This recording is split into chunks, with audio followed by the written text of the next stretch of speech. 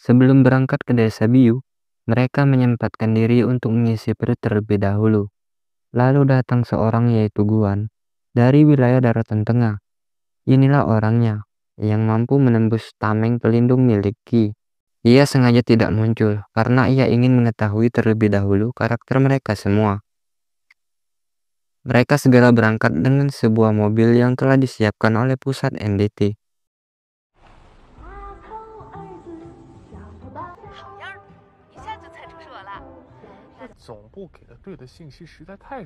Setelah menempuh perjalanan jauh, tibalah mereka di pintu masuk desa Biu. Di sini Culan memiliki ide dengan memodifikasi sedikit penampilan mereka, seolah-olah terlihat seperti rombongan sedang liburan.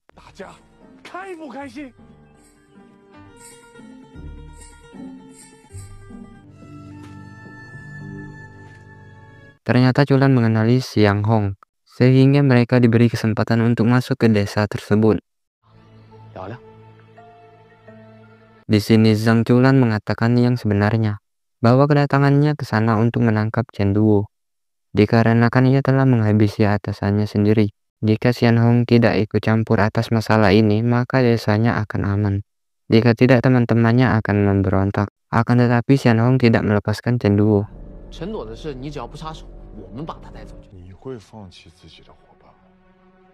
Serta mengatakan bahwa perusahaan NDT hanya memanfaatkan orang-orang yang memiliki kekuatan super. Terlebih lagi selama ini Chen Duo selalu dikurung tanpa mendapat kebebasan. Merasa belum ada keputusan, Zhang Culan meminta izin kepada Xian Hong untuk tinggal beberapa hari di desa tersebut.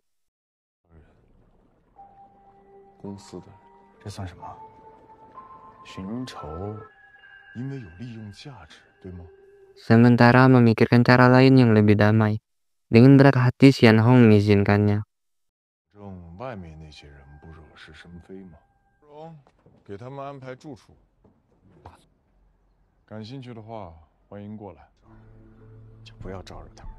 Di sini, Meng merasa aneh nampak matahari seperti tidak bergerak.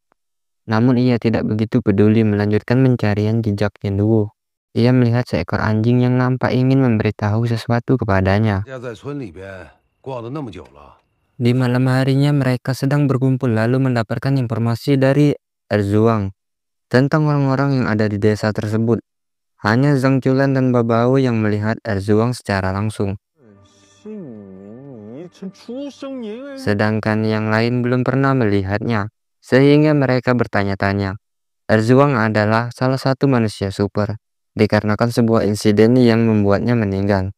Namun organisasi mampu menghidupkannya kembali dengan alat bantu yang masuk ke dalam sistem serta bisa meretas apapun.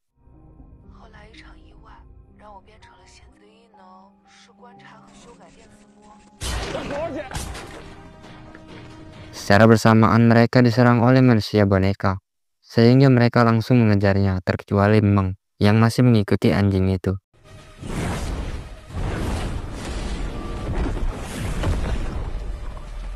Secara kebetulan, Wang Yi berada di hutan itu dan hampir terkena serangan yang dilancarkan mereka.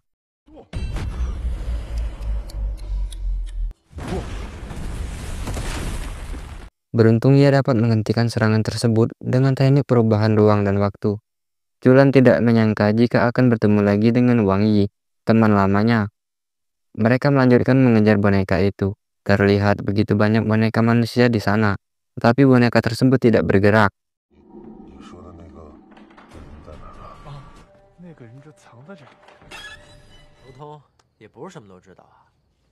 Dengan rasa penasaran mendalam, mereka mendekati boneka itu. Di sini Bao mengambil jantung boneka itu, lalu Wang Yi mengatakan bahwa itu adalah alat sihir yang dapat menggerakkan boneka tersebut. Orang yang menciptakan alat itu adalah Xian Hong.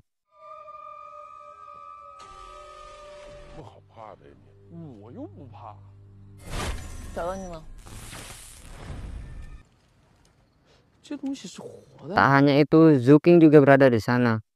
Wang Yi menceritakan bahwa Xian Hong mengundang mereka datang ke desa Biu. Ia menyuruh salah satu orang desa tersebut menyerangnya. Itu sengaja dilakukan karena pemuda itu tidak memiliki kekuatan.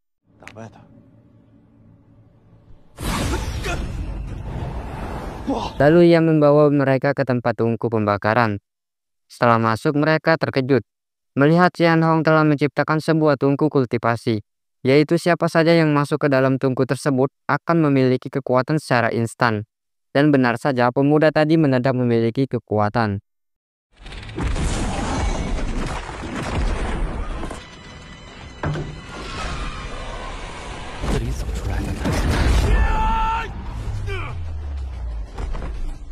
Namun hal itu akan membuat kacau di kemudian hari, mengingat populasi manusia semakin meningkat.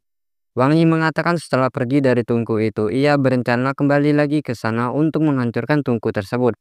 Namun tungku tersebut menghilang dan dirinya tersesat di hutan ini lalu bertemu mereka.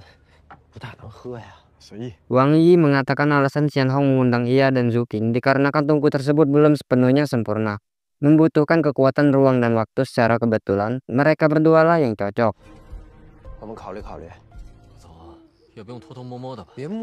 Malam itu mereka hendak kabur dari sana, namun mereka ketahuan. Wang Yi menggunakan seluruh kemampuannya dan menyuruh Zhu Qing pergi.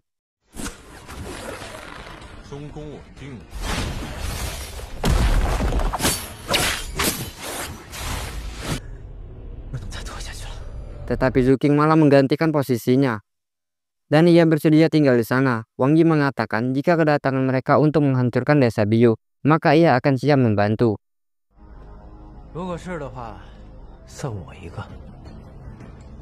Kembali pada Meng, setelah ngos-ngosan mengikuti anjing itu, ia berhasil menemukan Chen Duo dengan penjaganya di sana. Namun Chen Duo mempersilakannya untuk masuk. Di sini masih pertanyaan yang sama. Di tempat lain, Qian Hong kedatangan kakaknya yang memberikan bola kekuatan kepadanya. Ternyata apa yang dikatakan Wang Yi ada benarnya. Qian Hong ingin mengalahkan perusahaan NDT. Keesokan harinya, Meng bercerita kepada teman-temannya tentang pertemuan ia dan Chen Duo tadi malam. 5 tahun lalu, Chen Duo ditemukan dan dibawa dari markas Dewa Obat untuk diteliti. Saat itu Liu melakukan penelitian. Chen Duo tidak bisa bicara, tidak bisa minum, tidak bisa makan, tidak bisa cebok. Hal itu sengaja dilakukan oleh Dewa Obat untuk calon wadah racunnya.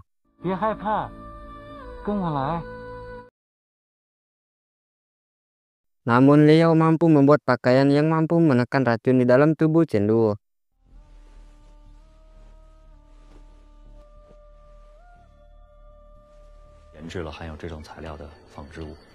Lalu ia membawanya keluar dan berbaur dengan orang-orang di sekelilingnya. Ia merasa ketakutan.